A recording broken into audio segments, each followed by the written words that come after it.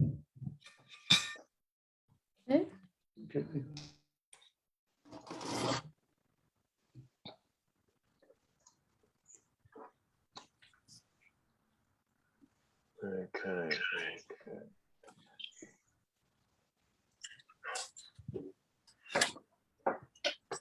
All right, let me just, okay. Good evening, everyone.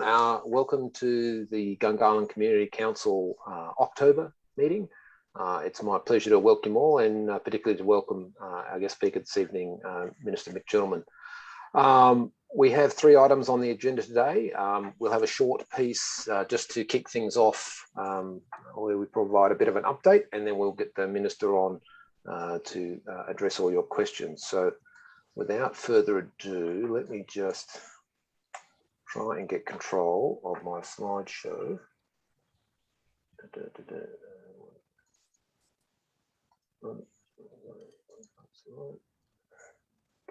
Sorry, again a mistake. Current slide. Okay, so now that's organised, I can then say share that screen. As I mentioned, good evening. Look, the Gungahlin Community Council meeting to this evening will have 3 agenda items, and I just remind everybody that we will be live streaming this on Facebook. So we'll have people both in the Zoom call and those looking from the Facebook live stream. And we retain a video recording on the session, as we have for all of our meetings for I think the last 4 years. So I encourage you to go there to see them. I'll spend about 5 minutes just getting a little bit of an update on what we've been up to in the Community Council since our last meeting in September. And then it's my pleasure to introduce the planning gentleman, who will talk to the Gungahlin Town Centre, planning, and the community consultation that's been held around community services. I again ask everyone, if you're not already muted, to make sure you are muted when not speaking. We then have Ralph Ogden talking about the Yerribee Pond Floating Wetlands Project, suddenly and recently emerging, and one of the proponents for one of the developments going on at the town centre. Judd Studio will speak to the project being undertaken by the Canberra Business and Training College. Again, ask people to mute themselves when they're not speaking.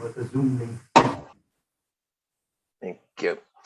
So I'll just get back to my slides. There we go. So look, just quickly on the GCC update. Since September, I've had further correspondence with the Minister, and I'll don't do anything. Summary of what's been going on there.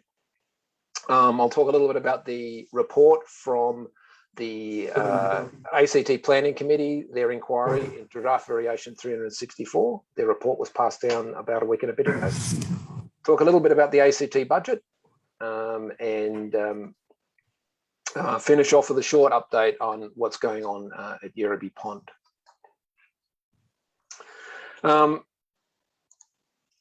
First thing I'd like to say about engagements with planning is that they're not new.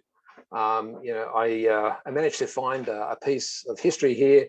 It has the Minister for Planning writing in response to some concerns about building height in the town centre.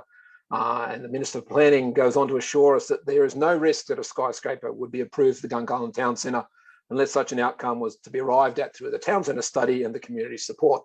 Of course, this was a very long time ago, back in 2008, and the planning minister at the time was Andrew Barr. So the challenges and issues we have with planning in Canberra have been well publicised of late, and you know, the new environments and changing priorities mean that some of these things are in constant flux. But we've had a particularly intense year engagement around planning. The yellow things are things that the Community Council is not directly involved in. They're initiatives of other parties, usually MLAs. And the grey bits are interactions we've had with the Minister. And the year kicked off with a motion in the ACT Assembly around town centre development, initiated by Suzanne Orr, which was very positive, and we hope to hear more on that motion towards the end of the year. We wrote to the Minister in March in asking him to attend a GCC meeting and to cover the big three issues that we've been working through the year. Draft Variation 364, which affects the planning rules in the town centre, the general development of the town centre, and the assessment of community services being undertaken by the Planning Directorate. We subsequently followed that up with the call to suspend land sales. That was then was responded to in part by a statement from the Minister on planning in the town centre. We lodged a petition through Andrew Braddock, MLA, calling for the land sales to be suspended, which was finally signed by 714 residents. Just a moment. Okay. And then we had a meeting where the members, senior executives from EPSDD presented to the Community Council on behalf of the Minister. And then towards the end of the next month, beginning of the next month, we saw another motion in the ACT Assembly around the town centre.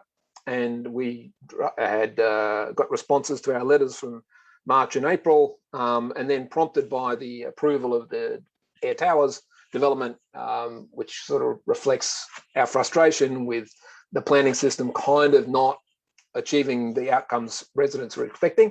We wrote again to Minister Gentleman and got a response in mid-September, which sort of touched on a number of issues, but the key ones I've pulled out here is that it's disappointing that the federal Liberal government has chosen not to locate a government department in the town centre. It's actually not quite true because Defence Housing will move in next year. Not a very big agency, but an agency nevertheless. And that the ACT government, from a planning point of view, had done all it can to enable commercial development of the town centre. And that's a topic we'd certainly like to explore with the Minister. And then finally, of course, this issue of how can the town centre become a genuine mixed-use area. The government's thinking is that it can, and the Community Council certainly doesn't disagree with that. We just can't see how that's going to happen based on the developments that have been approved to date. So we'll come back to this, of course, when the Minister speaks, but that's a sort of potted summary of the year for us. The Draft Variation 364 inquiry was a really important response to this issue. We're certainly very positive and welcoming about the report.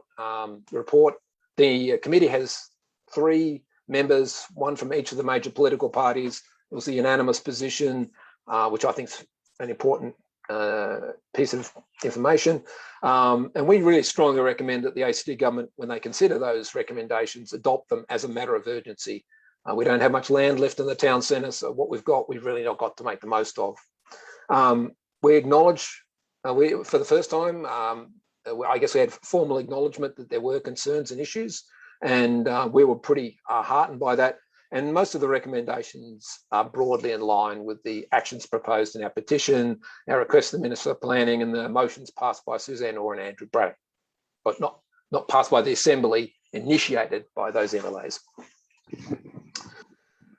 So again, that'll come out, I suspect, when the Minister speaks. This delightfully coloured slide gives a quick summary of how the Community Council's asks into the ACT budget went. Starting positively, the green ones indicate that we are seeking funding to commence the consultation on the new community centre in the town centre, and that's certainly been funded. There's certainly a huge demand for more community facilities. There were funds included in the budget this financial year to not necessarily upgrade or replace the Gungahlin station, but to move some of, as we understand it, some of the emergency services groups that are there somewhere else, and then allow those that are there to expand into what the space that's been made available. So that's a great outcome, and we hope to see the ultimate goal, of course, getting a stronger police presence in the town centre and Gungahlin more broadly. We also continue to be plagued by traffic challenges, and TCCS and have funding to build a modelling system that will show, hopefully, where the problems are and ultimately lead to solutions. So that's great. But our calls to get more of a place-based focus on Gungahlin weren't explicitly funded in the budget. and consistent with one of the recommendations out of the inquiry into DV364, we didn't see anything come forward in terms of a genuine and substantive program of work to attract some activity to the town centre, whether it's employment, retail, businesses, entertainment. And so we continue to maintain our advocacy in those areas. Just very quickly, for those of us nerds who like pouring through budget papers, some of the key items I picked out: funding for a new park in Casey, consultation and work on identifying a major venue at Epic for community use, more funding for the pool, the home of football in the northern suburbs of northern part of Throsby is funded in a couple of years out, quite substantial funding, $9 million. Substantial investments in schools and more school expansions. The Joint Emergency Services building I mentioned just now, the dog park upgrade and refurbishment in Casey and a new one in Franklin, cricket fields in Taylor, a substantive investment, $600,000 in further development of Yerribee Pond. And again, we commend the Friends of Yerribee for their advocacy there. And I mentioned the traffic planning in here as well. There's one item I don't have in here is a big investment in improving the Harrison grassland area, which is one of a very unique piece of reserve, and substantial money is going to go into making that that grassland more, not necessarily more accessible, but to maintaining its security and its biodiversity. So enough of the budget, and hopefully we, if anyone's got any follow-up items, they can come to us directly. The last point I want to mention is that we've been approached, many of you will know that the Rotary Club of Gungahlin have been very active in the community for some years. They've secured a funding grant to establish a rotunda, somewhere you can play music and have performances in the Yerribee Pond area, which is absolutely fantastic. And they've been working with TCCS to get some support and investment to make that happen. And they've also invited other organisations to come forward with support. And fortunately, the Community Council's been able to identify a way we can do that. And you'll be hearing more about that in the coming months. So I won't say anything further other than to say we're involved. It's great to have these grassroots initiatives coming through that we can jump on and push along. So I'm going to now finish up my report. So if there are any quick questions on that, please do raise your hand. I'm not seeing any hands raised. In that case, I will step on to our first invited speaker for the evening, Minister of Planning, Mick Jenolan, MLA. Good evening, Mick. Good evening, Peter, and thanks very much for the invitation to come along tonight. Can I firstly acknowledge we're meeting on the lands of the Ngunnawal people, the traditional custodians, and I respect their continuing culture and the contribution they make to life in this area, and in your case, particularly around Gungahlin as well. Thank you to the Gungahlin Community Council for the invitation to attend and speak on matters relating to planning and development of Gungahlin Town Centre. Of course, the Gungahlin district is still very much growing and evolving since it commenced development in the 1990s, and it will continue, of course, into the future. The district's population is estimated to reach approximately 82,500 people this year, an increase of over 6,000 residents from 2017. Several of the suburbs are still under development, as you would be aware. The last suburb, Kenny, is to commence development in the coming years, but we're preparing for that, of course, with the Kenny School and some road works as well. The town centre is also continuing to grow and evolve with the welcome transformation, I think, through light rail. With approximately 1/3 or 13.5 hectares, the town centre has still to be developed. It was timely for the government to review certain planning aspects for the town centre and listen to the community's aspirations for their town centre. I want to see a town centre that continues to thrive, to be an even greater place to work, to live and enjoy, and to continue to attract new residents and businesses. And importantly, attract employment including commercial office developments. When the town centre thrives, of course, the community thrives. But for this to be delivered, we need to monitor progress and consider what has worked for Gungahlin and what changes might be needed. So this is a dynamic nature, I think, of planning, and this is why planning policies, strategies and assessments need to be periodically reviewed, particularly around the town centre and updated, of course, over time. For example, we need to consider what are the demographic trends. Have government policies changed? Are there new skills that are needed to meet changing needs and population growth? How has light rail changed Gungahlin? How is the market and economy driving outcomes in Gungahlin, and are housing needs and housing choices being provided as well? And you've touched on draft variation 364, which was prepared following the preparation for the Gungahlin refresh. As I just mentioned, this was part of the ongoing monitoring and review and refresh of planning to continue to provide the best framework for places like Gungahlin. The draft variation has been subject to an Assembly inquiry, as you talked about as well, and the committee report released recently has now some time for the government to respond. I think by 30 January we have next year. So EPSDD and I will be considering the committee report in that time. And we've heard also about a couple of motions, one from Ms. Orr and one from Mr. Braddock as well, and an e-petition regarding planning and development in Gungahlin, particularly the town centre. So I'm pleased to see such interest from community and local members, and again, we'll be responding to those in due course. Further employment opportunities in Gungahlin are important, as they are equally for other centres across Canberra, and the government continues to support the relocation of a federal government department that you touched on, Peter, or a hub to Gungahlin, but not necessarily at the loss of one from another town centre. So I certainly hope the community understands that. The development of the town centre already uses a number of levers to attract further employment and new commercial office developments. Vacant land is available, infrastructure is in place. There is essential and established retail services and facilities in the town centre, and of course light rail is operating.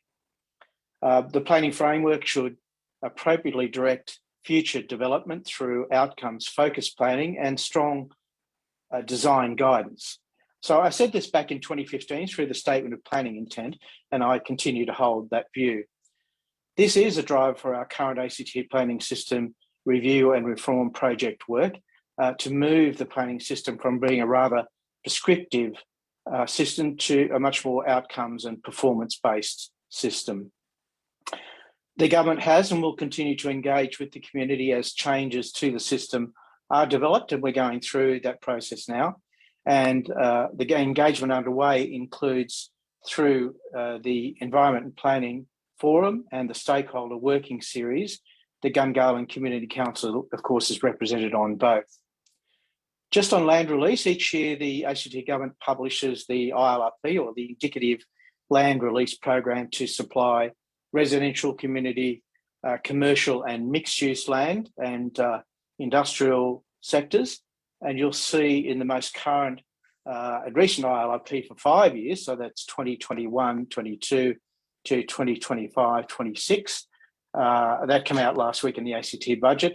So this program plays a strategic role in catering for our population growth, meeting the housing needs of all Canberrans, of course, and building a sustainable, compact and livable city. Specifically in the town centre, the ILRP proposes a number of releases over the 5-year period. This financial year, land is being released for residential, commercial and community uses. And EPSDD is currently undertaking a district-wide community and recreational facilities assessment for Gungahlin. The assessment's also informing what community facilities could be suitable for the Casey Group Centre sites, taking into consideration the community and recreation needs analysis and the outcomes from the Yorsay survey and consultation with other ACT directorates. The assessment report is expected to be finalised later this year, after which EPSDD will publicly release the report. And it's noted that the assessment report is a consultant's independent review and not necessarily the government position, which will be based on a range of considerations, but certainly the report will assist us along the way. The government has previously indicated its commitment to new community facilities in the town centre, and I'm pleased that last week's budget identified $300,000 to complete project feasibility and develop the business case for future funding consideration. I'm also pleased the budget provided more than $8.2 million to improve police and emergency services in Gungahlin to better suit the operational needs of frontline responders. And you touched on that a little bit, Peter, in your intro.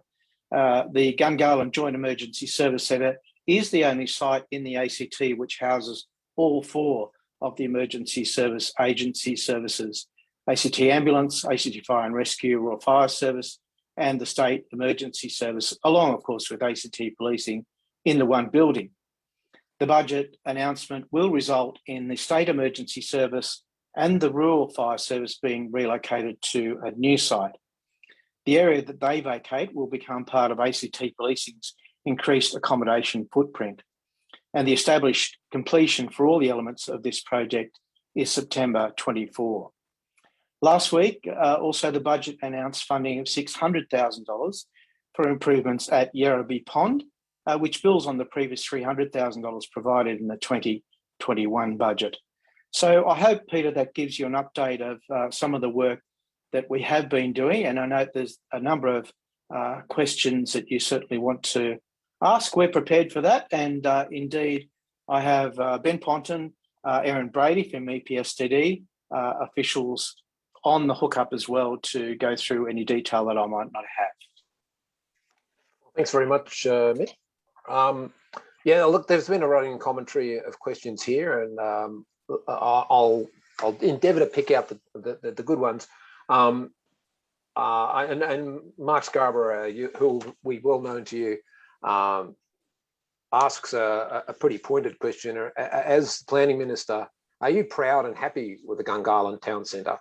And I ask that because I think it's an important question, because I think a lot of the community frustration is that we're kind of expecting the town centre to be better and greater than it is, and it's not there.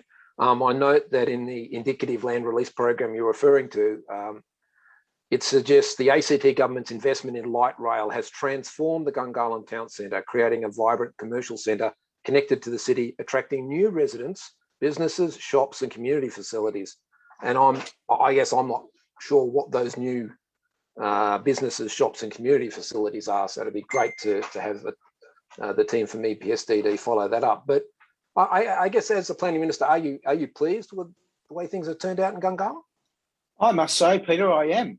Now, probably for those on the line that aren't aware, I did quite a bit of work in Gungahlin in the early 2000s. So I worked as a real estate agent with Rain and Horn and saw the area grow from what was then basically just Palmerston and a little bit of Ngunnawal, some parts of Amaroo, grow to see what you have at the moment. I could never have envisaged it would grow to where we are now.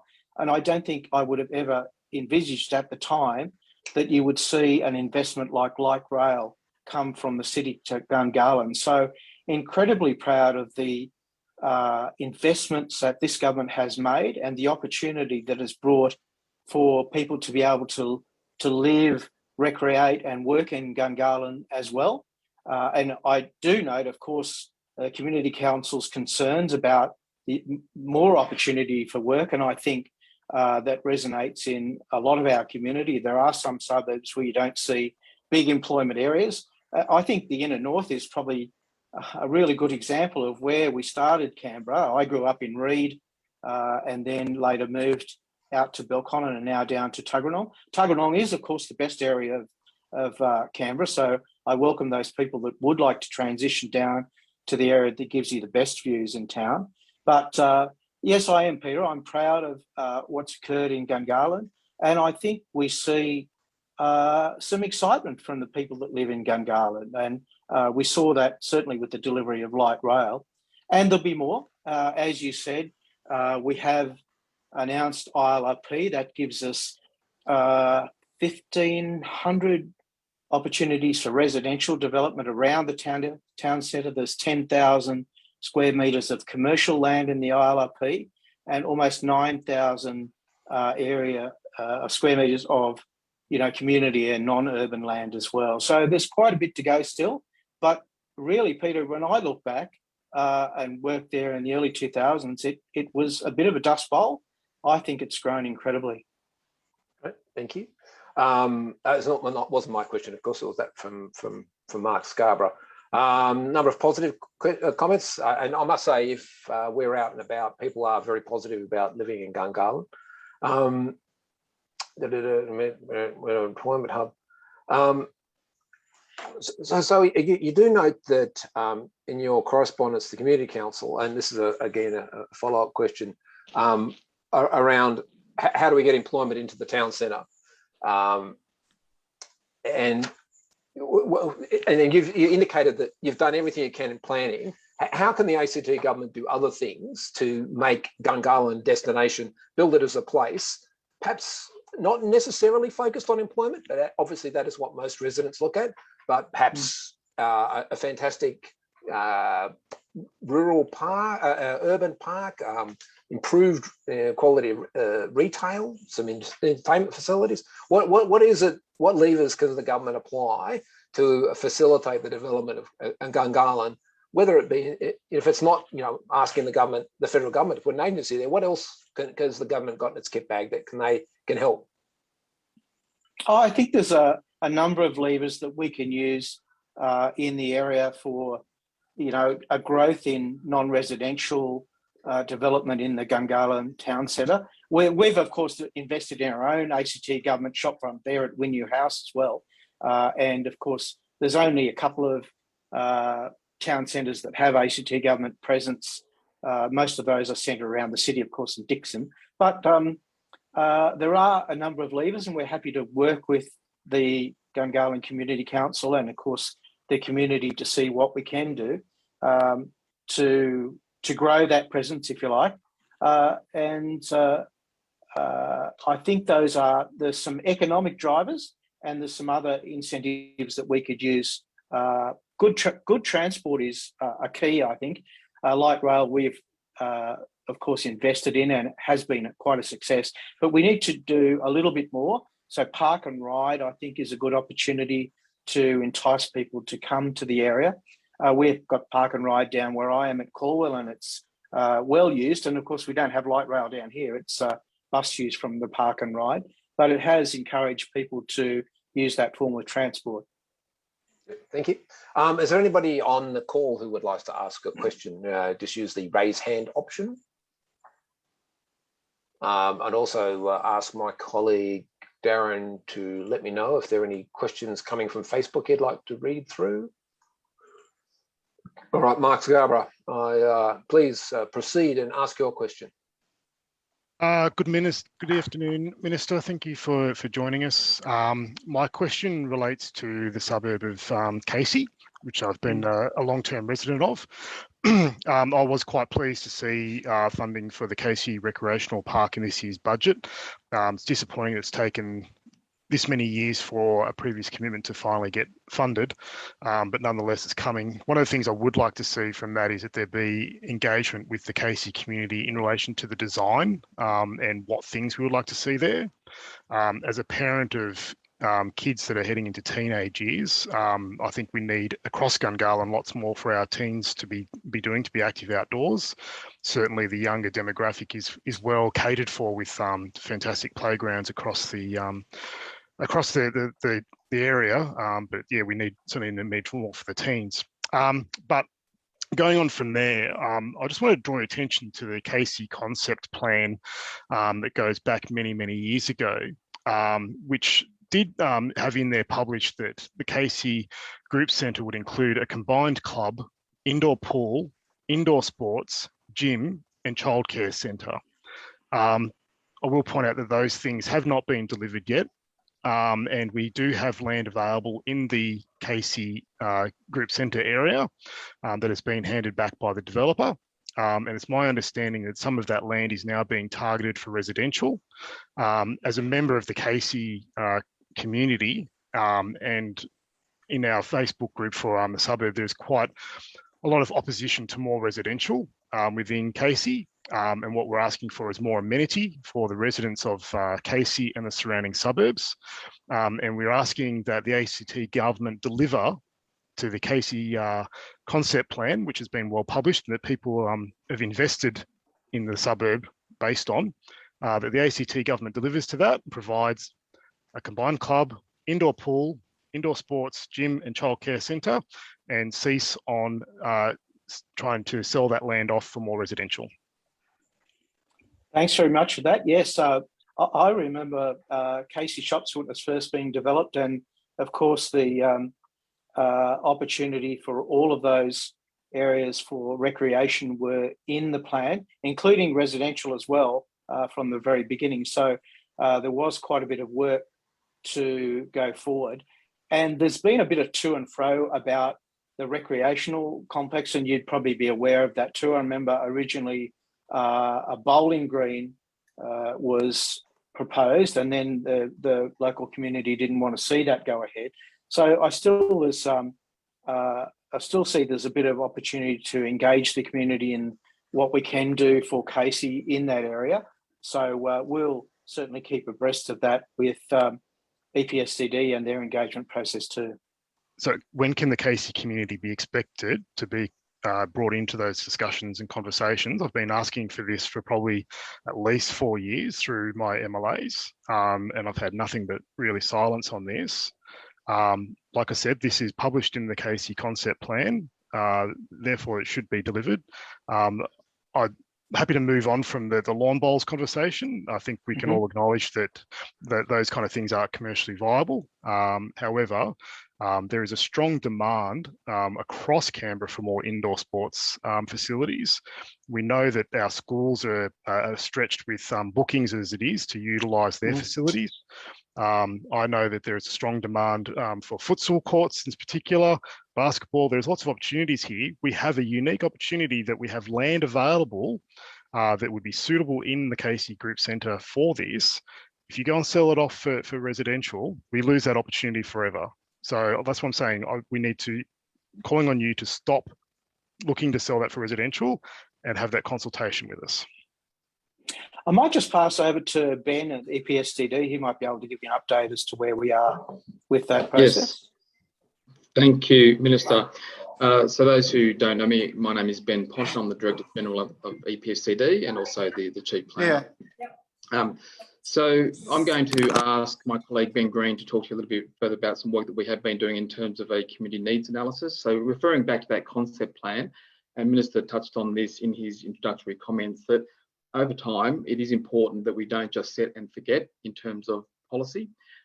So we do constantly review and reconsider policy documents, particularly in the planning space. And that's what you're saying in terms of the work that's currently underway through the community needs analysis for Gungahlin and Casey. So in terms of the references to residential, yes, there is some residential land that is appearing on the indicative land release program, but that's not new this year. That has been on the program for a number of years now. In fact, I think the numbers of residential dwellings has decreased over the last couple of years. But the work we've been doing has been so through your say, and Ben Green will talk about this shortly. But also we've got a consultant who's doing some more detailed in-depth analysis for us in terms of community need. And then our intention is to bring all of that together. So the Your Say work will be an input into the consultancy and bring all of that together for further detailed engagement with the Casey community and the Gungahlin community more broadly into early next year. But with that said, I might hand over to you, Ben, just to provide further detail. Thanks, Ben. Thanks, Minister. And thanks, Mark, for the question. I think as a former neighbour who used to live opposite you, I understand where you're coming from with respect to those types of facilities in Gungahlin. As the Minister and Mr. Ponton mentioned, those sites have been identified to contain community facilities. I think that's a very important thing to note. And I think you mentioned it a bit earlier, the community expectations around community facilities has moved on from a bowling green, which was one of the things that was contemplated early on. And so look, what EPSTD and government more broadly has been looking to achieve over certainly the last 12 months is to engage with community. We engaged an external consultant to talk with a variety of community members. That's included organisations like the Gungahlin Community Council, Communities at Work, Barnardo's, and also inputs that have been provided from organisations like Tennis ACT, Northside Community Service, the ACT Dragons Volleyball Club. And what we've tried to do, those inputs, the work that is being undertaken by the external consultant and the recent Your Say survey, where we're looking to bring all that together. I just might mention on the Your Say survey, we'll soon be releasing the listening report, which provides a bit of information in there about the outcomes from that. And again, that's the view expressed by the community. So that work has been progressing, and I'm not quite sure how many people online have participated in that, but certainly we saw 297 survey participants as part of that exercise, where we asked a series of questions, including what type of facilities or recreation spaces you'd like to see in the area. And from a planning perspective, we need to look at Casey in the context of the broader district. And as the Minister mentioned earlier, goes towards some of the district planning work that we're doing as a directorate. I will say that listening report was rather flawed, though, because it asked questions in a way that was wrong, that doesn't really lead to an outcome. So it asked things like, have you used, say, indoor sports as an example? Well, no, I haven't, because I don't have that option available in my town centre. So your listening report, I think won't actually have a true reflection of what the community is feeling. Yeah, there were a series of other questions like what types of venues, facilities or spaces do you currently use? I understand that, and how often. But there was also questions about what facilities and recreation spaces you'd like to see, and also asking people to think forward 5, 10, 15 years. And as people's lifestyle and requirements change, you mentioned teenage children in particular, the community needs of them, what type of venues and facilities would be needed in the future. So I think it touches on both. One of the important elements, though, is that that's a piece of work, and government is not going to make a decision based on a single piece of work, and that's not a single piece of work being the Your Say survey, nor the report that we provided by the consultant to government. It's important that we take those things and we come back to community, and I think that's part of the next exercise. We mentioned earlier the announcement in the budget, which will provide $300,000 to look at those community facility needs for Gungahlin, and Casey's part of that conversation. The government has not committed at this point in time in relation to any specific type of community facility use on those Casey sites. I think that's an important element to say, because we want to work with community going forward. One of the key elements out of that budget announcement is it's through a community co-design model. So from the beginning of next year, we'll certainly be looking to work with the community closely, not only on the Casey sites, but also the broader Gungahlin district requirements. Okay. Thanks, Benz. On that one on Casey, I do have some further correspondence with members of EPSDD that we need to follow up on that front. I'll ask Darren to just chip in with a couple of questions from Facebook. Thanks, Peter. I think this is obviously to the Minister. It's from Mazzy Woodward. It's a common theme that we consistently get at the Community Council is questions in regards to not enough commercial space for large organisations, despite the light rail taking residents in and out of the city. And essentially the comment is the Minister has made us a dormitory town centre. And Brad Miller has a statement that says more large-scale warehousing would boost employment in the area. And I think essentially, I guess the questions are to the Minister in regards to what work has really been done to look at variations within the town centre to incorporate commercial development. Yes, well, we did, of course, allocate commercial space in ILRP in regard to work about what sort of commercial development would occur. Well, that's to be, I think, worked with EPSTD, the community, and those commercial players across the ACT to see what they would like to see in there. It's quite a technical question. I might go back to Ben Pont and see his comments too on this, Ben. Thank you, Minister. So yes, you're right. In the indicative land release program for this year, there is 10,000 square metres for commercial.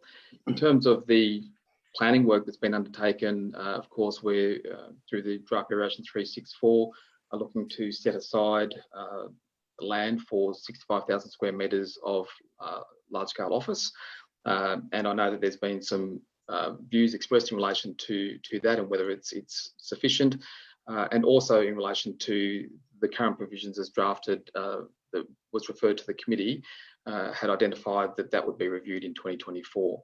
Now, of course, the committee's made some recommendations in relation to those particular provisions. And you might recall that when I came and spoke to the Gungahlin Community Council earlier this year, at that point, those draft provisions had been referred to the committee. In terms of the process, I strongly encouraged all of that meeting to make your views known to the committee, because that's an important part of the democratic process.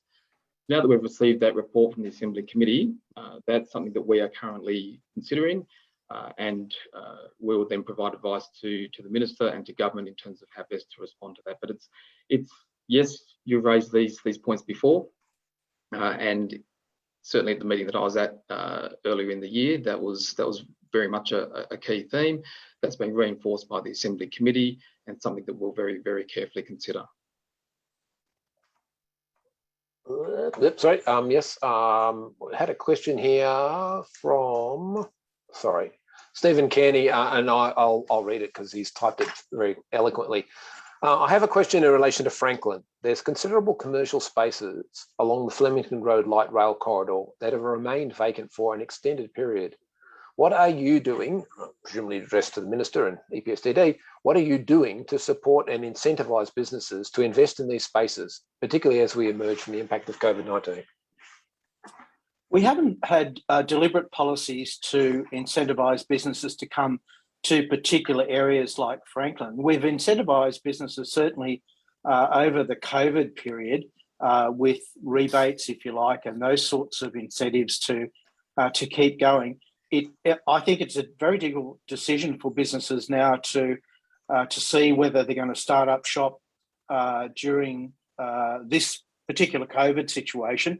But of course, we will be moving out of lockdown in the not too distant future. So that should see some growth in these areas. And I think, Peter and the crew, there's going to be, I think, a change in how business operate into the future after COVID. I'm not sure whether we will see as many big boxy, if you like, retail opportunities. There might be more online deliveries and more niche capability, and that would certainly respond to those opportunities at Franklin. We've certainly invested in Franklin in other ways, so the grasslands is a really good opportunity for people to recreate there. But for that particular area, I think we'll see how business want to change into the future. I think some of the unique business opportunities through the planning system that have been delivered in and around the town centre have worked quite well. So those unique little cafes with residences above them back towards the pond, if you like, I think have operated reasonably well. And that was quite a different play, although it did occur in the ACT in its early years. So Ainslie used to have its shopfront downstairs and residence above it, and that proved successful in those days. So it's a bit of a trial there. But yes, I think we'll see more opportunity for a service industry, if you like, small retail that would deliver perhaps cafes and those sorts of things along Franklin. Yeah, look, just a quick piece of feedback. Some of those, certainly, I think most of us are well aware of Le Bon Melange. It's an outstanding cafe. But the consequence of having a bakery in a mixed-use facility is they're busy baking at 4 a.m. in the morning, and there are issues of noise. And having residences right down to the commercial interface, the retail interface, may not be ideal, and some spacing with some commercial might be there. But look, just changing gear, someone asks, what planning mechanisms or other mechanisms are there so that we can get a bit more upmarket business and retail in particular into the Gungahlin area, as at the moment we're mostly dominated by budget shopping options? Yeah, I think that there's a range of opportunities. So we can certainly provide the land, as we've discussed, and the amount of land can vary, but we need to look at what other opportunities could bring people to Gungahlin. I think there's an opportunity to travel there to see the sites of those restaurants and cafes that we've just talked about, and have a look at the different areas that are available in Gungahlin. Do you mean to attract business to Gungahlin? Is that what you're saying, Peter? Yes, absolutely. Yeah. I mean, we don't have a Myers or people a attract David Jones or any of the high-end retail It's people outlets that attract business.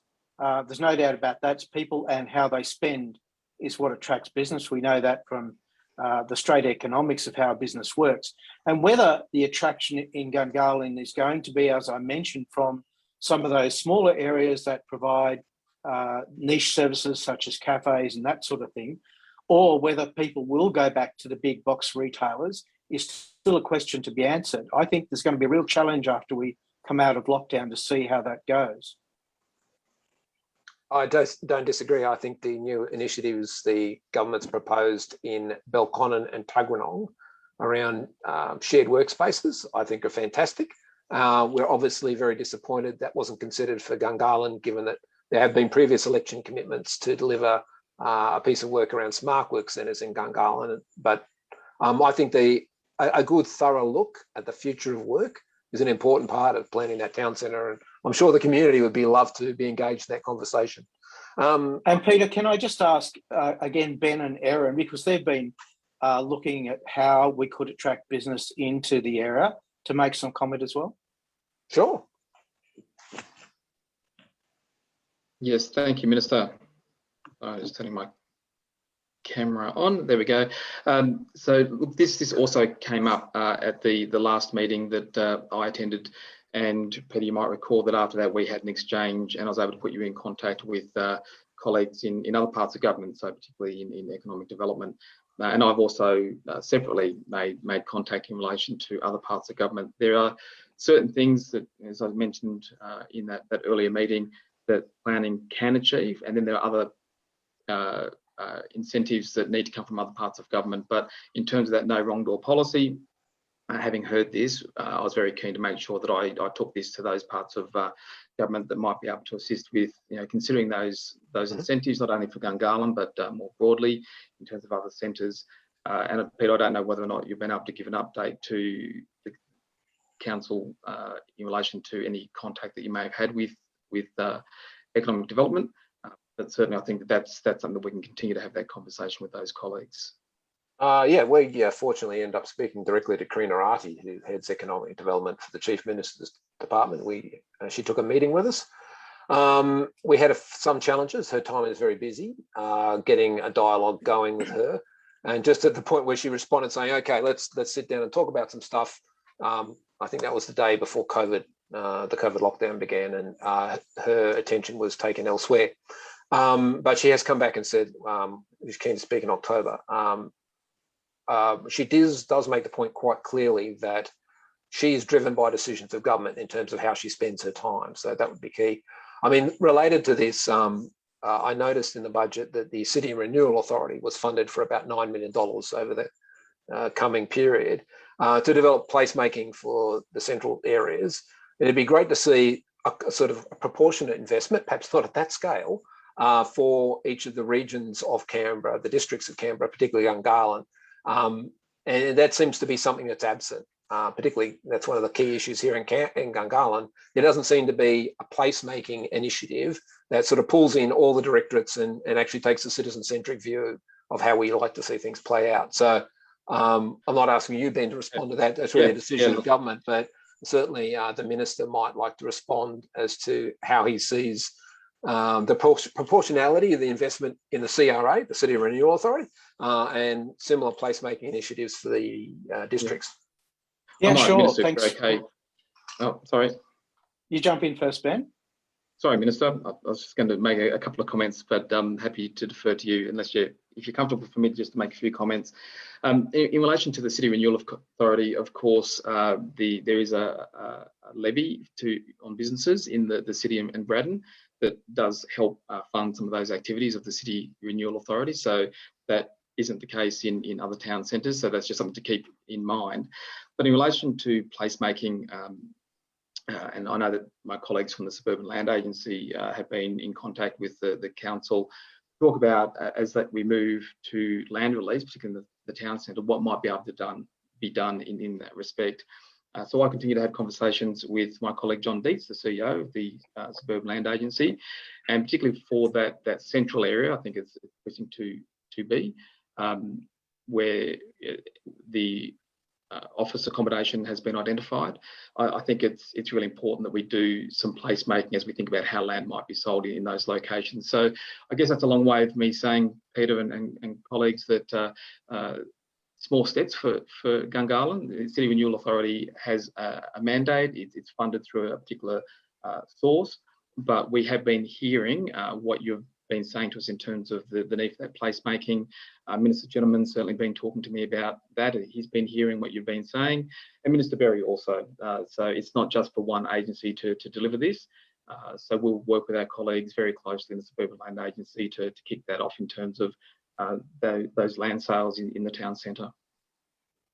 And I'll just touch on the history of CRA, if you like. So I think government saw that the city itself was waning in lustre, if you like, the central part of the city, particularly around places like Garema Place, Petrie Plaza, and wanted to see some refreshment of that area as the oldest part of the city. And that's why CRA was created, as Ben said, with some funding from the people that operate in the area, but also from government as well. And well, we can certainly live and learn from how this works into the future. And if we see Gungahlin, for example, start to wane in the timeline that the city has, I would imagine that people would be very keen to do a similar thing in that timeline. And also, Minister, if I could just add one more thing. Andrew's talking, hold on. Sorry, distracted by someone with their mic on. Just one more thing. Also, the district planning exercise and the development of district strategies through the Planning System Review and Reform project also go to some lengths to deal with this particular issue in terms of other regions. So just make that point. Thanks, Ben. I noticed Henley has his hand up. Henley, you ready to unmute and ask your question? Yeah. Thank you, Minister Mick, for coming down tonight. We do really appreciate it because it's been we've been trying to get you for almost months for this meeting, so it's a great night to have you on board. We did had Ben Barton maybe a few months back, but it wasn't really helpful in the sense where our questions were not answered. So if you look in the Gungahlin Town Centre, 200,000 square metre of our office space already been taken or maybe stolen in a way because it's been sold to residential apartments, which was originally planned for businesses. So now we are only left with 100,000 square metre. And now looks like I don't see any plans for bringing the business. I don't see any vision for Gungahlin. I don't see anything in the radar that talks about a new projects in terms of bringing the business, bringing the retails, bringing the commercials. Looks like we are just going around in circles to see, okay, we couldn't get something from the federal government, so you're not going to get the job. So in the morning, there's a biggest exodus happening in our roads. It put pressure on the infrastructure, and we don't have any infrastructure in Gungahlin other than the light rail, and not everyone can take light rail. And then the thing is, the road, it causes, because we don't have jobs in Gungahlin, it creates the chaos, the traffic chaos. It creates so much pressure on the other infrastructure, and I'm not sure why our lands are getting sold. We are just moving away from the vision. Do Minister have a vision for Gungahlin? What's your plan to bring jobs to Gungahlin? What's your plan to fix the roads? What's your plan to bring the retails? Thank you, Minister. Thanks, Henry, for the question. And I understand your frustration in traffic. We see it here, of course, down in Tuggeranong, where we don't have light rail, but we do have some pretty good traffic arrangements. And it has been a little bit easier, of course, since lockdown, but it will come back to traffic pressure after lockdown. Bringing the business is, I think, a whole of government decision. So planning can allow for businesses to operate, but there's other parts of government that need to come and help businesses set up. And I sort of discussed that a little bit earlier on. We, of course, would like to see more businesses set up, and we'd be happy to encourage it where we can.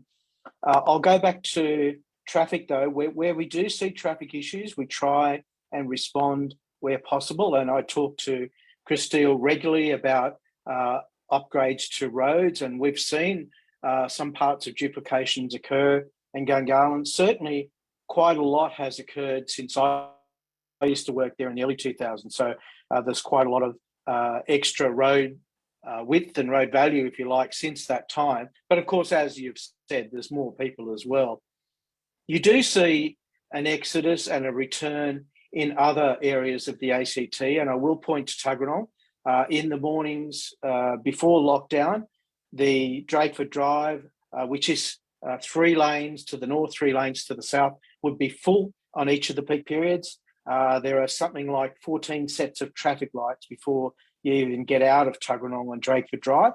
And the Canberra Highway would be chock-a-block as well, not just from people travelling from Tuggeranong into the city and other areas, but from people travelling from other areas into Tuggeranong too. And of course, we have the traffic joining from New South Wales coming to work in the ACT. So those traffic issues will continue to grow, and we need to address those wherever we can. That's why we do specific traffic studies with every land release study opportunity that we do have, to ensure that we can provide the traffic and road use opportunities for people coming in and out of the area. I hope I've touched on the parts that you were interested there. And of course, if there's any other questions that you have, we're happy to fill in those details later on. Thank you, Minister. I think we're going to get a bit tight for time, and I'd just like to turn back to issues related to Gungahlin. Terence Palmer, thanks you for your correspondence with him. But talking to your police portfolio, can the Minister advise what is happening to improve the Gungahlin Policing Precinct, not only around the physical infrastructure of the Joint Emergency Services building, but also additional funding for additional police? I don't think we've had substantial numbers of police increasing in Gungahlin consistent with our population growth. We have had increasing numbers of police for Gungahlin in this budget, and of course in previous budgets, particularly with the police service model. So that was quite a large investment in ACT policing. We have increased investments in ACT policing in every single budget. We have now just under 1,000 operational police in the ACT, and they're doing, I think, a very good job. Crime has reduced quite dramatically across the territory, including in Gungahlin. Police are stretched at the moment, I must say, though, with our COVID directions, and are doing a magnificent job in ensuring keeping Canberra safe. But there will, of course, be always a growth in policing. And I have talked about the capital side of policing at the GESC in the investment we've made there. So that's 11.4 million in this budget to improve accommodation for police and emergency services. So that work starts this year, 21-22. That includes $9.7 million over 4 years to expand the ACT police station and the ambulance service footprint at the Gungahlin Joint Emergency Service Centre, to relocate and to fit out a new site in Gungahlin for the ACT Rural Fire Service and State Emergency Service, and begin the design work to relocate the ACT Ambulance Service and Fire and Rescue in the Gungahlin region as well. So this is additional to the 1.65 million over 2 years that we're providing for the Master Accommodation Plan, which is infrastructure for ACT policing across the Gungahlin region as well. So as I said, our police do a fantastic job. We want to support them as much as we can. And of course, we want to make them even more mobile, so they're not actually sitting at police stations, but out and about in the community. And that was the theme behind the investment in the police service model.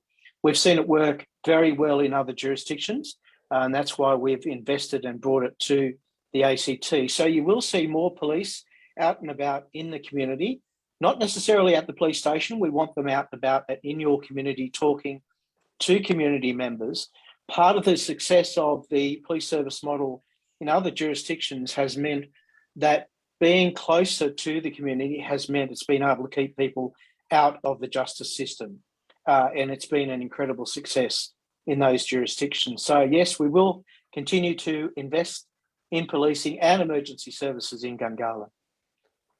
Thank you, Minister. Certainly we'd like to see the numbers just for Gungahlin, but we'll follow that up. Lynn Parry has her hand up, and she's had her hand up for a long while. My apologies for not getting to her sooner. Lynn. Right. I'm asking a question of the gentleman regarding residential aged care facilities, both in Gungahlin, there's nothing, and in Canberra in general. Canberra's actually rated as having one of the worst ratios of residential aged care facilities for the population. I would say to you, Mick, you should not allow any organisation, any company to build independent living units unless they also build a residential aged care facility at the same site. Over here in Gungahlin, we've got Goodwin, Crace, you've got 135 units, independent living units, no residential aged care facility planned at all. You've also got at the Grove, at Gold Creek, you've got 100 independent living units. You've got plans happening for another 50 independent living units and only 100 beds in a residential aged care facility. Now, I say to you, Mick, the aged are an increasing number in Canberra, and we're not looking after them properly. Everyone says they want to die in their own homes. Well, my experience with my aged parents is that they can't, because they can't look after themselves. Yeah, I mean, this is a significant issue, Minister, and it's part of the concern we have around having enough space left in Gungahlin for the services like aged care that we kind of expect. So Lynn has been in touch with us many times to make this case. How do we ensure that we get space, resources allocated to ensure that there is land available to meet the demand? Thanks, Lynn. Thanks, Peter. Yes, look, it is a very important question. As I get a bit older, I start to think about where I'd like to live in the future too. And I think as Lynn has outlined a way of appropriately assisting those people that want to age in place, particularly in the area that they've been living in, and independent living with then assisted care living has worked out, from what I've seen, to be a very good model. I've seen some great opportunities for that in Goodwin, for example, at Ainslie, and also in Monash as well. And some of the other areas are starting to pop up with that availability, so you can live independently around the central unit. Then as you need more assistance, move into assisted care, and then older living and assisted living into the centre of the unit. And people grow and live with each other as they get a little bit older as well. So I think the concept seems to work quite well. We'll do what we can to encourage those sorts of opportunities for Gungahlin and other places across the territory. And you're right, we are an ageing demographic, so we do need to look at that. So I'll work with EPSTD, planning people, and of course our cabinet and my cabinet colleagues that have that portfolio as well. Thank you, Minister. Look, I'm conscious we are well into the evening. We have a steady supply of comments coming through and a lot of positive responses around increased policing. That's something that's been a topic for a long time. Well, I must say one thing that Hanley raised, and that certainly I might give you an opportunity or members of the directorate to respond to, is, you know, the Community Council has seen all the recent developments being very heavily oriented in the town centre to residential units. We're not against residential units. We just think the mix of residential and other things, retail, commercial, entertainment, community, hasn't been got right. And if this continues, we're not clear. It's not clear to us that what we all expect of our town centre, which is something like Tagarong and Belko and Woden Valley, we're not going to get there. And so I guess, again, to repeat that question, what is your vision for the town centre? How will the town centre look, and how will it be unique and different to the other town centres if it's not going to be the same? I think all town centres are different in the way they certainly operate and the people that they draw to them. Gungahlin is a little bit different than the others, and each has its own viability, I suppose. I'd like to see a really vibrant town centre from Gungahlin. I don't think it has to be big box retail to be viable. I think we've seen some small service retail in some of our older suburbs that work incredibly well. If you look at Monica, Kingston, places like that are quite exciting. They're very viable and they draw people to them for that experience, if you like. And I think that's what we could see at Gungahlin. I would certainly like to see more viability and more excitement in Gungahlin. And I've been there a couple of times recently, and I think it's pretty active. But it will continue to grow, of course, and it will change over time. And the demographics of people's interests change over time as well. They might want to see something different into the future. So I think it'll be a lively town centre into the future, and I'll be pleased to assist it get there. All right. Okay. If Darren, I noticed your hand is up from our digital crew. Did you want to have the last word? Yeah, this was a question close to my heart. But thanks to the Minister for joining us. This is from Pradeep.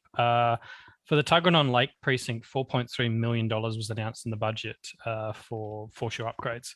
But for Yarrabee, only $300,000 was announced to do some design studies. Yarrabee Pond has a vast potential given the number of people and families who visit it every day. When can we expect a larger investment from the Yarrabee for the Yarrabee Pond Precinct? You'll see that in the next budget. So that first 300 was just to do the initial study, and then you will see the capital expense come through once the study has done. And this is sometimes, it's like the chicken and egg, if you like.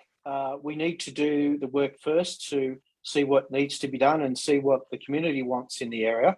If we just went out and built a playground, for example, they say, well, why didn't you talk to us first? You should have done a study and present to us. So it is a good, strong investment, I think, up front, and we'll continue on that work, and you will see more funding in the next budget for it. I should probably correct that. It was $300,000 was from a few years ago that hasn't been spent yet. And we've been working with TCCS in order to sort of get access to that money and sort of get the ball rolling and something spent. And another 600,000 has just been announced. And one of the things that the group that I'm associated with, Friends of Yarrabee Pond, are having difficulties being able to really sit down with the stakeholders and actually get plans implemented and get the money sort of spent. And we don't want to see, $900,000 just sitting there in 4 years' time and nothing actually spent. So one of the concerns that I have personally from dealing with it on the ground is that difficulty in being able to actually sit down and get that money spent. Okay, well, we'll certainly take that on board and involve you in that work. Thanks. All right. Well, thank you all for joining the call and contributing to a lively discussion. And thank you, Minister, for making time in your schedule to join the Community Council. We're certainly keen to, when we're able to, meet face to face and get engaged. Perhaps we could hold something of a forum in Hiverson Place and engage in the outdoors. Again, thank you very much for your time, and to the rest of the team from the Directorate. Thank you, Ben. And Erin and others from the Directorate who joined. Thanks very much. Thanks, Peter. So while on the theme of Yerribi Pond, it's actually opportune that we have Ralph Ogden from actually EPSDD, but part of the Environment Directorate. Ralph called me somewhat unexpectedly to talk about a floating wetlands project that he's going to, that they're looking at establishing in the northern end of Gungahlin. And I'm just going to get his slides up and ask him to come off mute and speak briefly. G'day. Hey, Ralph. Hi, Peter. Thanks very much. I actually might turn off my camera so I don't use up my phone. All right. So Well, you don't get envious of my COVID hairdo. Well, if you're not going to show us your face, I'll show you your slides. Yeah, very good. Look, thanks very much for this opportunity to speak to the council.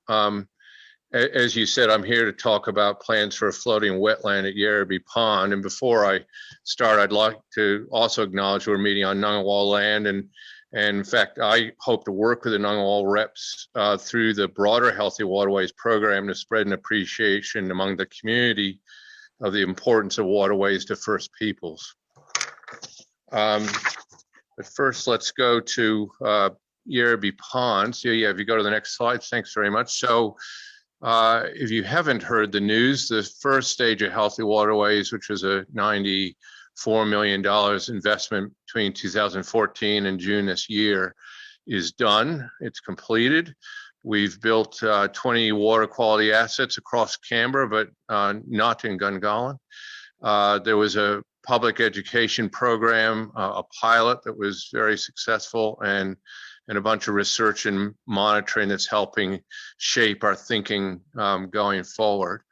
And stage 2 began with the construction of a floating wetland and some repairs to a gross pollutant trap in Lake Tuggeranong, actually through under then Environment Minister Gentleman. And it's been extended further through 2 budgets. And the aims of the further work, which has been called expanding healthy waterways, are to improve the water quality in both the existing suburbs like Gungahlin and new suburbs, or the Gungahlin area. And then also to broaden our toolkit of options, if you like, for water sensitive urban design. So we trialed a number of new ways to improve water quality through new infrastructure in stage 1. And in stage 2, we want to continue to look at other innovations that could be available to us to help us improve water quality. And then we also want to create catchment plans for major water bodies, and this would include Yerribi Pond. And the catchment plans, you know, would have at their core improving water quality. So as I said, we received funding in 2 budgets so far to start this work. And I want to talk to you today about, I guess, the development through the budget for 21-22. So if you go to the next slide, please.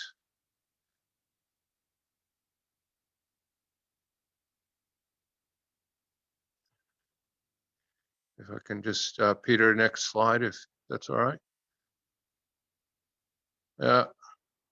Oh, sorry. I didn't notice that you're on that. It's very small on my phone. So you actually got it right on your timing. An opportunity has come up for an increment of water quality improvement in Yerribi Pond. And this has arisen for a few reasons, partly because of demand. So as you know, the ACT Assembly passed a motion to in April to look at upgrades to Yerribi Pond in future budgets. And so good on you for creating that demand. And as I said, in the 21-22 budget, which is from last week, there was funding for some water quality assets. And we originally thought we couldn't afford a floating wetland at Yerribi out of this work, but a special deal with the supplier, who is Spell, has put the floating wetland on the agenda. So if you could please go to the next slide. And so what we're doing is we're looking at putting the floating wetland in the northeast end of Yerrabee Pond near Horse Park Drive. Just press down again, please. And there is an alternative site at Amaroo, at the pond that drains from Amaroo, which I realize has been, I guess, talked about before under, I guess, a program that Minister Steele was looking at. It's probably not our favorite site, and I'll get to why that is later. But these are the two potential sites just to have in your mind. If you go to the next slide, please. And so this is a view of what the floating wetland will look like. It's a very new design. It's literally the first implementation of this design anywhere. And I actually think it's a really neat design. It perhaps looks, well, I guess will satisfy less the people that like the more natural view and more your sort of manicured garden view. I like it also because it's very maintainable. So that's all of those units there that you can see are detachable, and you can make them into whatever shape you like. The bucket there holds the plants. So if the plants die for some reason, you can just take it out and put in new plants. So it's very easy to maintain. And maintainability, ongoing maintainability is a really important thing. So if you go to the next slide, thanks. So we're looking at, as I said, to put it in that northeast pond, in fact, the northeast corner of the northeast pond. So you can see that yellow rectangular sketch there is the sketch of the wetland. It's showing it being anchored to the bank. It might be anchored to the bank or to the bottom of the lake. We probably actually think the bottom of the lake may be stronger, and we need it strong, as we've learned from Lake Tuggeranong just recently. So it will be treating the water coming out of that drain that is running parallel to Horse Park Drive. So if you go to the next slide, please. So when would it get put in? The approval submission, it's a long process to get it in. You get approvals first, and then you need to actually install it. But the approvals in this case are going to probably be the longer part of it. The submissions begin next week. We would hope to install it early in the new year, but certainly by Easter. And then after that, it would take the plants probably 1 to 2 years to get established, and you could say it's fully functioning at that point in time. So next slide, please. And the interception of pollutants is what you can see on your screen. And I'll say up front, this is an incremental improvement. It's not going to solve all your water quality problems that you experience from time to time in Yerrabee Pond, but it's a step in that direction.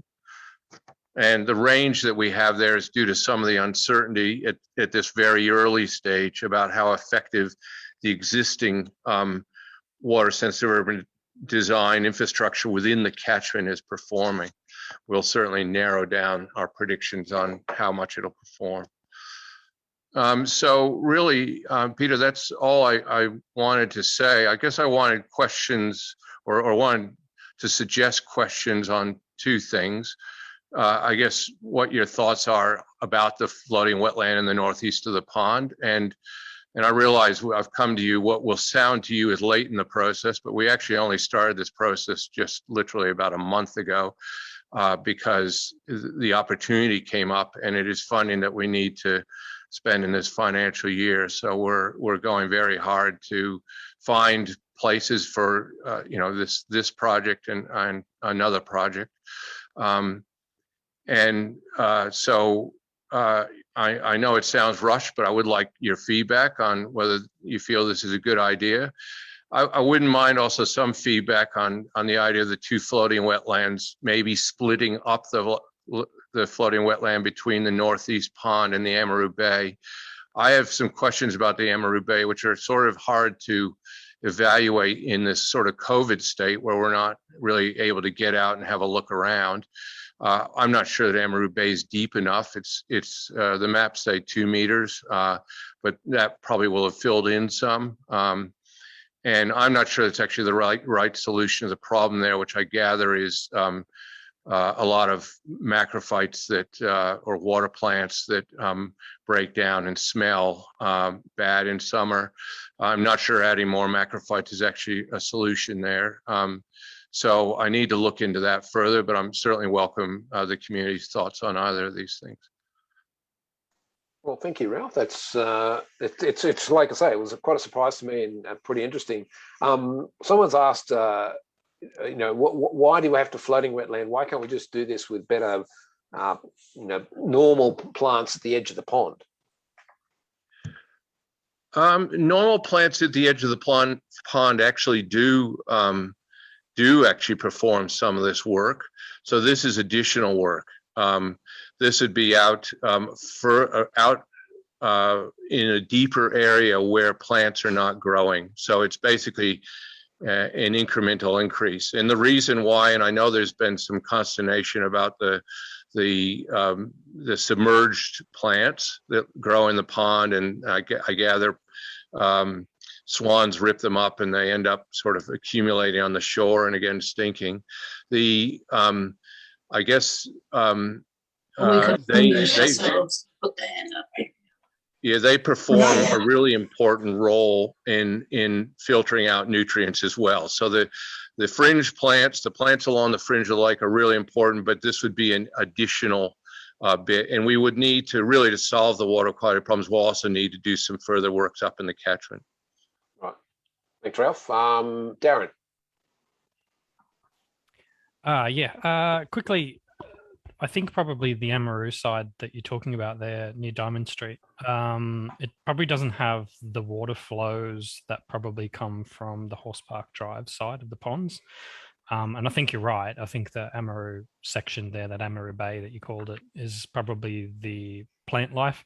One of the problems that we've had talking to TCCS about this is when we did, there was some consultations that came back from the Yorsay where people fish there, people use it for other purposes other than it just being a settlement pond, and that's half of the problem that we run into is that the Minister Steele said to me, I've got suggestions about the weeds. What do we do about the weeds? And I said, well, depends who you talk to. I mean, to some people they sort of say, well, the wildlife, you know, needs the weeds in order to eat. But the question that we put to TCCS is how much is too much? You know, it's sort of like, are we taking into consideration that this pond isn't just a settlement pond, that it's actually used for recreational activities and it's actually has fingerlings, you know, put into it for fishing? So are we really looking at all of the uses here? And we know that that area that you circled is actually so teeming with reeds that the water doesn't move around. And we think that's part of the problem as to the reason why the blue-green algae sort of comes about there.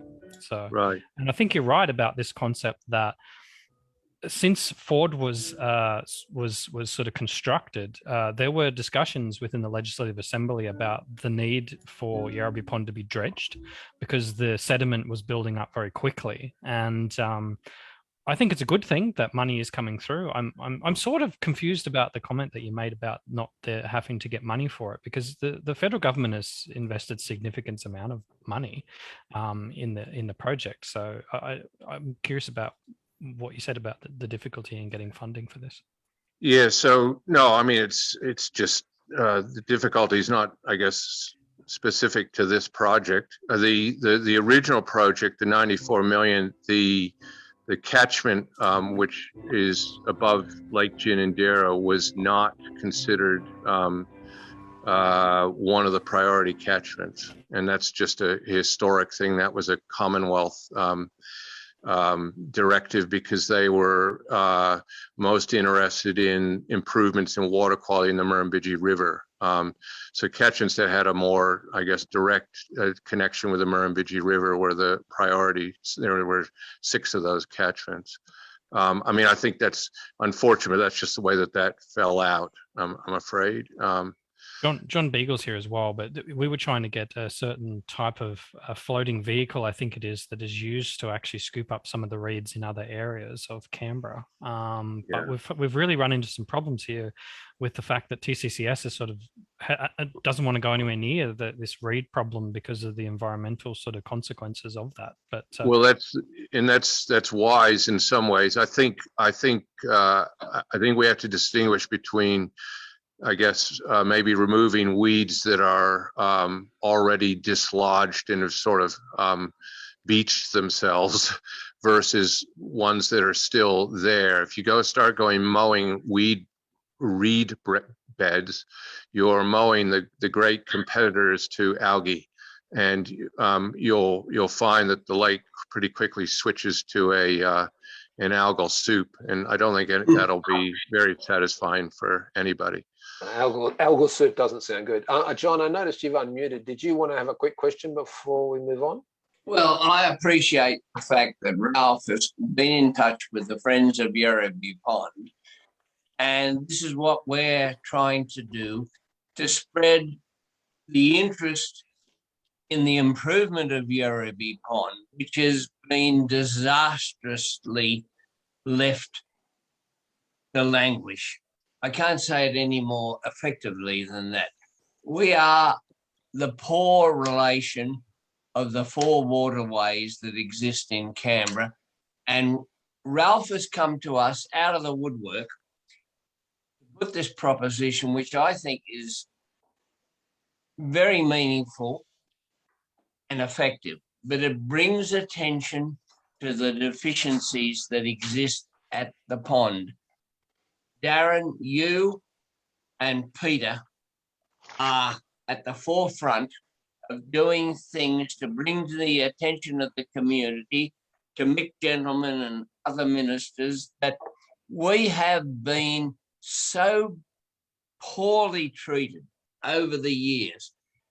We have put up with unbelievable disparity with other places that exist in Canberra. Nobody knows about the things that have gone on here because it's never been made prominent. Now, most of this comes back to the demographics that exist in Gungahlin. We are the nursery. We are the Nappy Valley that existed in southern Canberra 30 or 40 years ago. And we need to be able to have a voice to put forward that we need better than we've got at Yerraby Pond. Yerraby Pond could be an absolute treasure with a mini arboretum, with all sorts of water facilities. But I won't say any more. You guys are doing a good job, but we have been very poorly treated, and I thank you, Ralph, for what you're doing for us up here. Thank you. Oh, thank you, John. And I would say that the catchment plans that I referred to are, I guess, an opportunity to maybe bring together some of the community vision around the lake and sort of marry that with, water quality models and other things to sort of to end up with a plan for how we manage Yerraby Pond going forward. Well, thank you, Ralph. I'm going to wind that session up. Now that we know where you are, I'm sure you'll get lots. You've identified a whole bunch more friends who are going to call you and follow up on this. If with your permission, we'll post your slides online, and any further feedback you've got or any consultations you're doing, please let us know and we'll get the message out. Sure, very happy for you to circulate my email address as well to people so they can get in touch. Yeah. Terrific. All right. Thanks very much, Ralph. Thank you. All right. It's always a long session when you have a minister and lots of excited questions. I'm now going to pass over to the team from Judd, who are going to talk a little bit about an exciting development in Gungahlin. So at the most recent sale of land in the Gungahlin Town Centre, we were surprised to see the Canberra Business and Technology College acquire some sites, and the team from Judd are going to tell us a little bit about them. So over to you. Right. Thank you very much, Peter, and thank you for everyone for having us this evening. My name's Elizabeth Judd, and I'm here with Nathan Judd. We're from Judd Studio. I will share my screen here for you. Okay. Sorry. We'll try that again, shall we? Okay. Can you see that now? Yep. Okay. So we've been engaged by Canberra Business and Technology College to look at the design for, as Peter said, quite an exciting new development for the Gungahlin Town Centre. What we wanted to do tonight is, we're mindful of the time, so we try not to take too long, but we wanted to take the opportunity to talk you through the proposal, show you how we've looked at the site and how we've arrived at the current design, talk to you about the proposed uses, and then we'll have a little bit of time for questions as well. And we're very happy to answer any questions that you might have. So first up, just a little bit about the Canberra Business and Technology College. They're a registered training organisation which is Canberra owned. They already run a number of courses across facilities across Canberra, including in Barton and Turner and also in Gungahlin. They offer a range of courses already, including in management, business and HR, hospitality. They run English language courses for students coming into Australia who are new to Australia. Also courses in painting and decorating and carpentry and building construction. So a really great Canberra business looking at training young people in the city. In terms of where the site is, as Peter mentioned, it's within the town centre. It's a really fantastic site here that you can see the pink dot, which is right on the edge of the transition, southern transition zone at the edge of the town centre. What's special about this site is how close it is to the marketplace. So it's really walking distance to the centre of the town centre there. The local building character is also quite exciting, I guess. We're seeing a lot of change through this area now. So there's the new Access Canberra building, the Common Ground building, but also a number of mixed use developments that are going to be coming through in this centre. We've had a good opportunity to look at some of these as well in our practice, and it's a really exciting part of Gungahlin that's growing quickly. What we saw with this site in particular were mostly opportunities and a couple of challenges. The opportunities really were to do with the proximity to the town centre, the fact there's some really fantastic pedestrian and cycleways that have been established as part of the subdivision. There are just incredible views across to the Mullingarry grasslands, both to the south and also across past some lovely, what I assume are remnant gums, through to the west as well. There's the busway running through there, and also it's effectively walking distance to light rail. Some of the challenges for the site for us to think about in terms of the architecture were making sure that you can get garbage trucks in and out of the site easily, which is always a challenge on sites. And also to think about how you might have roads coming and driveways coming into the site, given that it's located right on this intersection. Also, we had to think about the setbacks. So the territory plan has a 4 metre setback requirement, 2 metres of articulation, and also building heights that start at 18 metres and then go up within this envelope that you can see there. So there are some of the things we thought about with the design. Our brief was for 2 buildings. Really exciting for the town centre. The main building is a new training facility for around 500 students. On the ground floor of that building, there would also be commercial lettable space. And then in the other buildings, there would be 46 apartments, which were required under the lease, including commercial housing and also affordable housing, and also commercial uses at the ground floor. Also quite exciting is that our brief was that the training facility should also include a rooftop restaurant that those students training in hospitality could use to, I guess, really hone their skills. And the proponents are really keen that there would be a way for people who were visiting the restaurant to look out across the grasslands because of the amazing location. So this is the site planning that we've arrived at. The pink building there would be the residential apartment building going up to 8 stories, addressing both Gungahlin Place and Camilleri Way. The orange building would be the training building, as I said, that have the service apartments and rooftop restaurant at the top, the training facilities in the centre of the building, and then commercial at ground floor. We'd have pedestrian connectivity through the site and also deep-rooted landscaped edges there and the north of the building. There's just some imagery of what the buildings will hopefully end up looking like. This is the training building. So if you're standing on the other side of Camilleri Way looking across to it, you can see there the commercial at the ground floor, a terraced area, garden terrace area there for the serviced apartments. And then up the top here, you can just glimpse the terrace that would be for the restaurant as well. And then looking across Camilleri again towards the apartment building, these are apartments facing onto the grasslands and looking across to the west with commercial on the ground floor. And I guess in a really special way, it's will be wonderful to have some affordable apartments that have these sort of views and this sort of amenity too. So, you know, what a great outcome for people looking for affordable housing, you know, just a stone's throw from the town centre. This is just another view of the apartment building as if you're standing in Gungahlin Place looking across to it. And this is Camilleri Way here. I'll let Nathan talk to the plans. We'll just take you through high-level plans quickly and then we'll open up to questions. Yeah, thanks, Elizabeth. We're really excited about this one. It's pretty much about 11,000 square metres. There's sort of 4,000 square metres of educational institution. There's a 500 square metre rooftop restaurant, which Liz mentions sits on the top of the building, looks out. We've got about 1,000 square metres of ground floor commercial. So we've thought about it as a kind of fairly porous ground plane where there's a lot of different activities going on. And we've sort of tucked the service uses like waste enclosures and delivery areas sort of in the site, off almost like an urban lane that bisects the two buildings.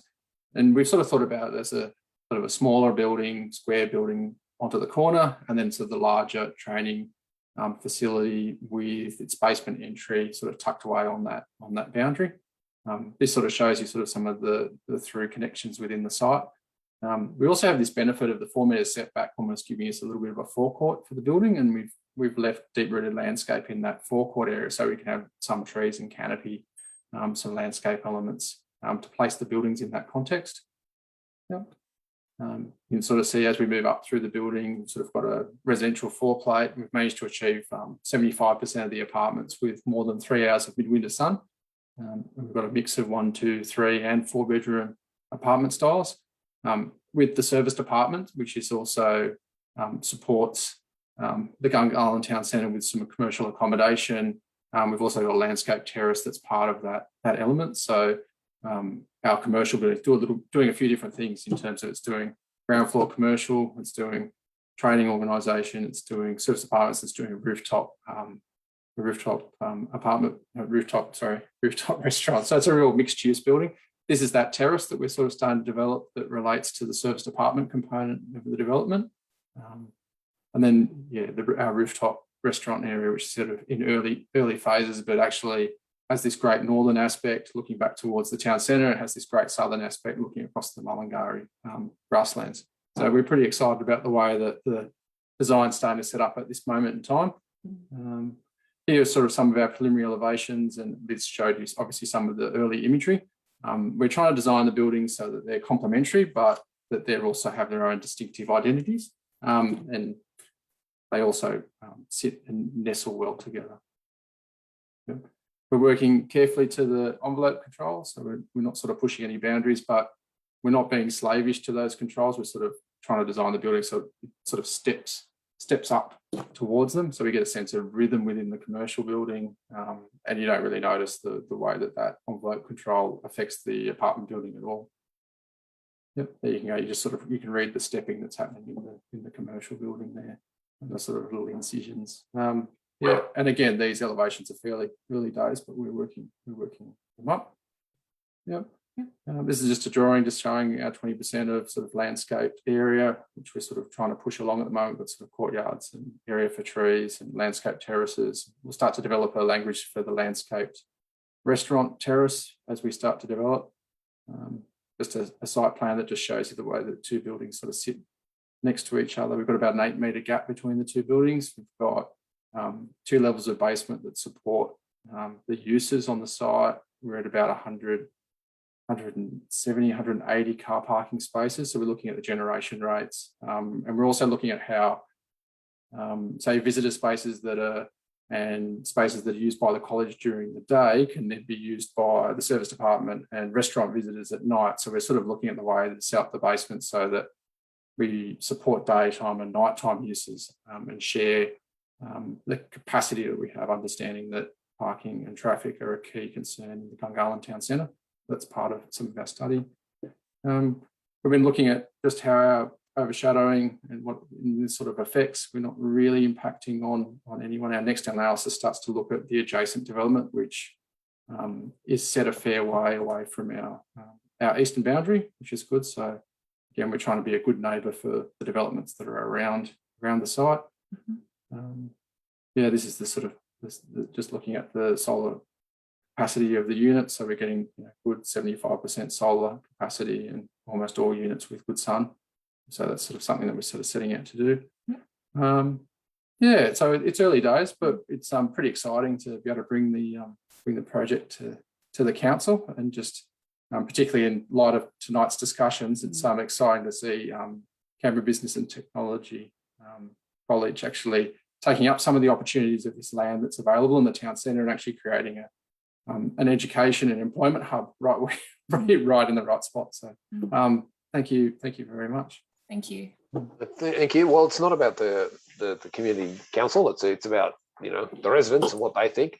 One of the questions is, are the apartments there because they're acquired by the lease, or are they part of the commercial model for supporting the training college? Do you know?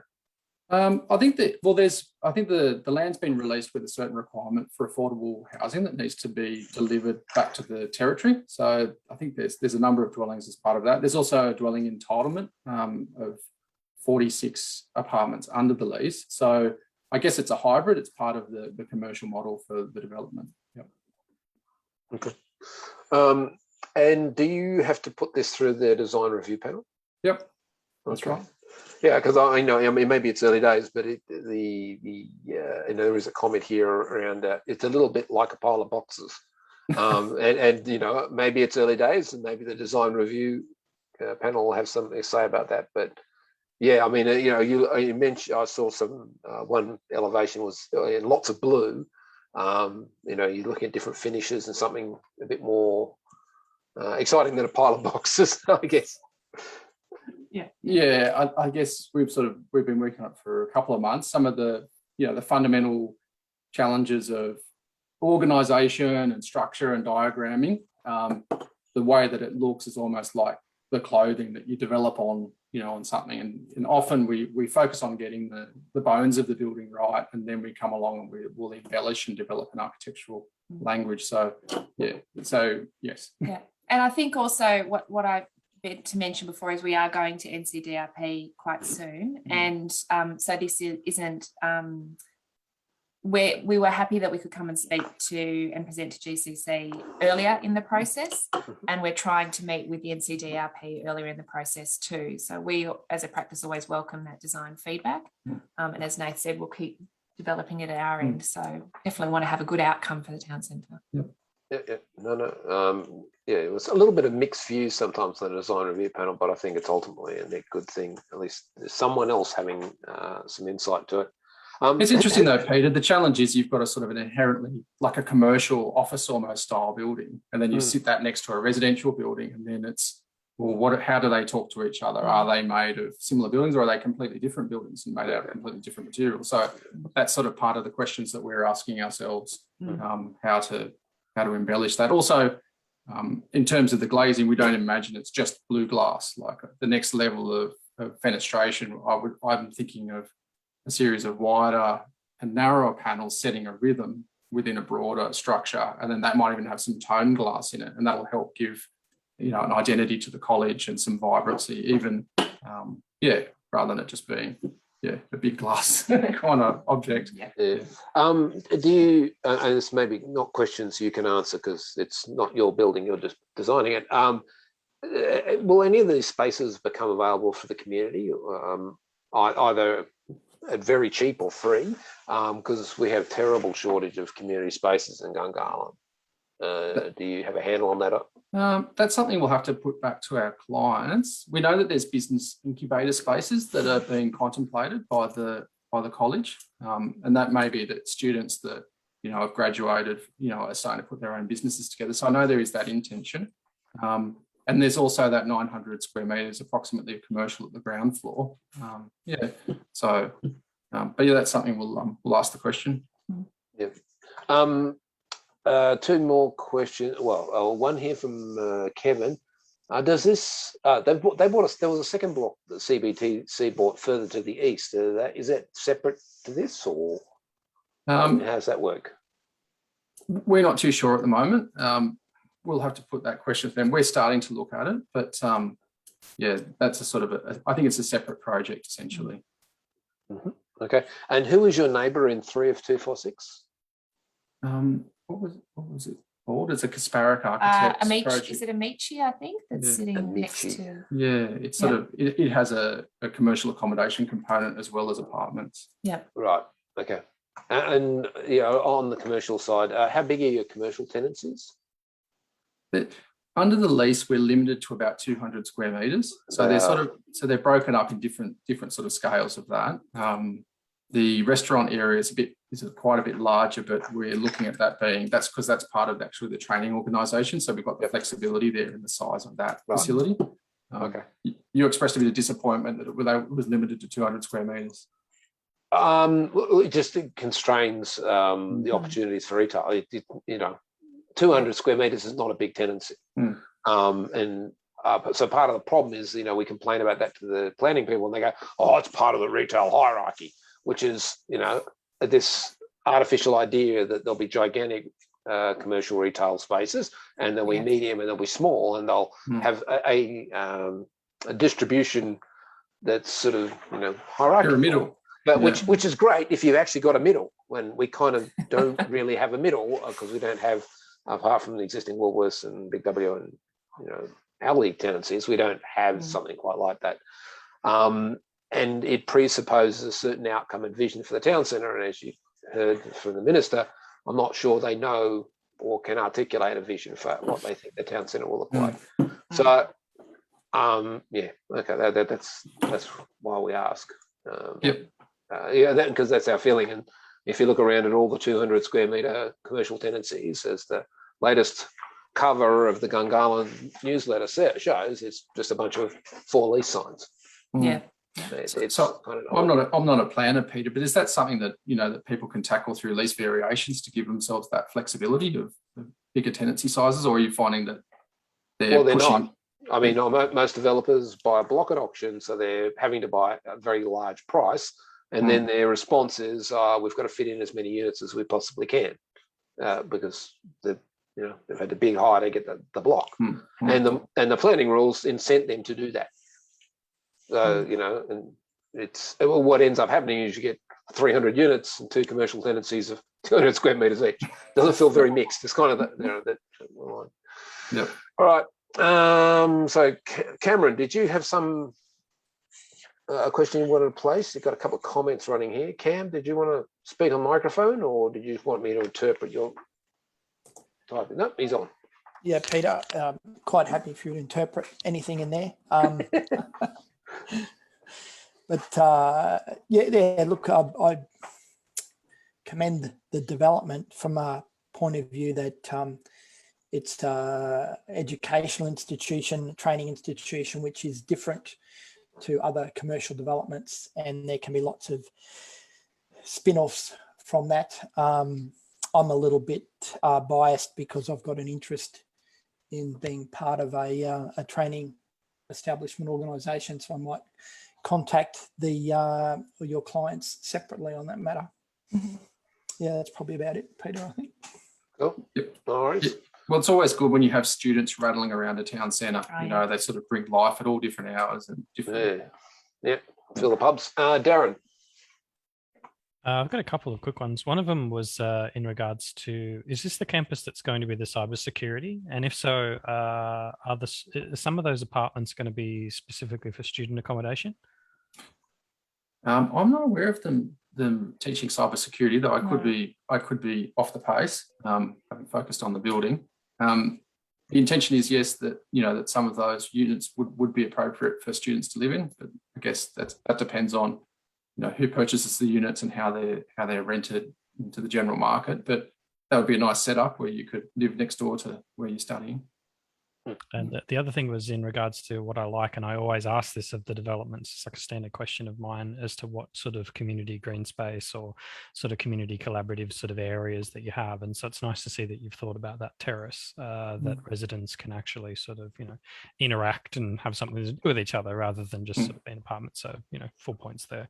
The other thing I really want to ask, and this really gets to the crust of what we were talking to the planning minister before, and it's why choose Gungahlin for an education institution? Were there any incentives? Do you feel that this is just a growth area that you think is underdeveloped in this capacity?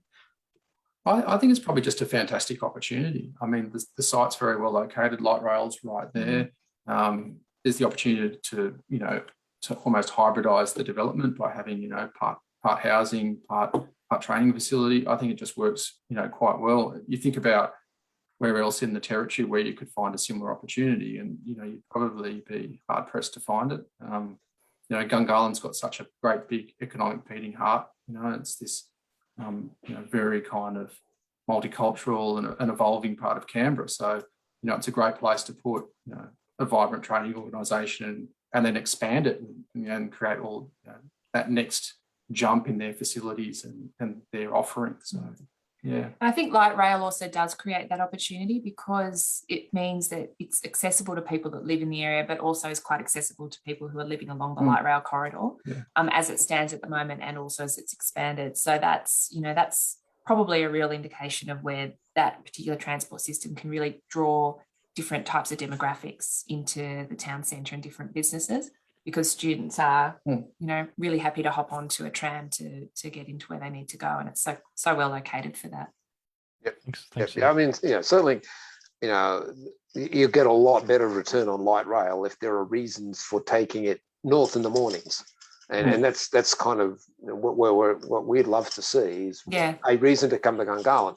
Kind of don't matter what the reason is, if it's for education, or maybe the new Northside Hospital could be out in this direction, or it could be some amazing retail centre. You look at the light rail in places like the Gold Coast, Pacific Fair is a huge shopping centre. It's on the light rail line. Not that I'm suggesting we want Pacific Fair, but it's a destination. It's kind of the point. Maybe the linear park could be awesome, and people could come just for the park and the experience of being there, for example. So it's something, trying to move towards something rather than just hoping. So, thinking things will happen. It's actually trying to drive towards the outcome. So, yeah. All right. Any other questions? I don't see the hands raised. I think the chat has slowed down. I think we've come to the end. Peter, just on that. So we will be putting up a little link to, for people to leave comments if they like on the proposal. I'll send that through to you. And that should be live within the next 24 hours or so. If people want to go and have a look and leave comments, that's fine as well. It's part of the our pre-DA engagement too. Yeah. Cool. All right. We're happy to distribute that as we usually are. Excellent. Thank you. Thanks for the opportunity. Okay. Thanks very much. All right. I think we've come to a logical end for the evening. I was a bit worried we wouldn't finish before 8:30. Are there any questions or comments anyone on the forum would like to put to the Community Council? Future topics, future speakers? Anything else people want to add, or are we all just a bit tired out? I see Mark Scarborough has his hand up, as he always does. Mark Scarborough. Oh, look, I just wanted to send a big thank you to yourself, Peter, and the rest of the Gungahlin Community Council for the good work you guys do. There's been some real positive outcomes that's been really driven by the GCC, and I really appreciate all the efforts from you all, noting it's a volunteer organisation. Thank you.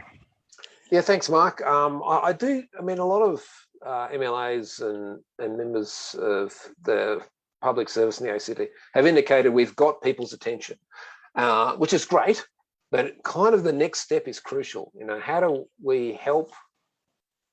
How do we create a forum where government and community and industry can actually participate to drive some of these outcomes people would like to see?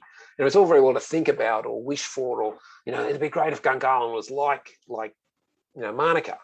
Yeah, but Manuka got there through a whole bunch of circumstances over many decades. Some of which involved investment, some of it was based around being the only cinema in town, a whole bunch of unique things. And I guess the key is, what are the unique things we can do to steer Gungahlin in the direction we want to go? And maybe it's not always about complaining to the government that it's not this and it's not that, but how do we pull those things together? So always looking for ideas on how we can positively contribute to driving change, as well as calling out things that seem to be broken, which is of course an important part of getting attention. I think what I'd like to see is just the ACT government kind of latch on to the people that are demonstrating they're engaged and wanting to talk. We've got so myself, that I've been promoting a few things within Casey for many years, and just trying to get them to engage and actually have a conversation is impossible. We've got Liesl doing some good work here in Casey as well with the micro forest, and I think that those kind of initiatives the government needs to just to latch on and actually engage and have a conversation with. It shouldn't be this hard for us to engage with. My words exactly. It just seems really hard some days. Yeah, and part of it is dealing with directorates, right? I mean, if you look at the new community facility in the town centre, funding in the budget from the Chief Minister's Department, it's obviously a community facility, so it's part of the Community Services Directorate. The land will be sold by the Suburban Land Agency, but a lot of the needs analysis is being done by the planning directorate. And it's like, so who's responsible for making sure this is successful? It's really challenging. Really I think it's just it comes down to the way that our government is set up. In the sense we don't have a local council like other states do. I'm also part of the parkrun community, and a lot of the parkruns in other states and territories, they'll have liaisons, officers that they can deal with at that council level to help establish and fund new parkrun events. Whereas in the ACT, it's just that one level too big to be able to have that level of engagement and bring, some of these amazing community initiatives, to fruition.